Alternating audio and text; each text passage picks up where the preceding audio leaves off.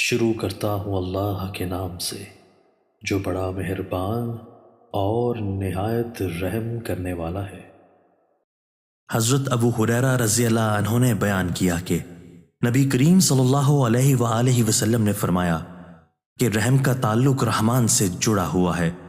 بس جو کوئی اس سے اپنے آپ کو جوڑتا ہے، اللہ پاک نے فرمایا کہ میں بھی اس کو اپنے سے جوڑ لیتا ہوں، اور جو کوئی اسے توڑتا ہے میں بھی اپنے آپ کو اس سے توڑ لیتا ہوں۔ حضرت ابو ہریرہ رضی اللہ عنہ سے روایت ہے کہ میں نے رسول اللہ صلی اللہ علیہ وآلہ وسلم سے سنا،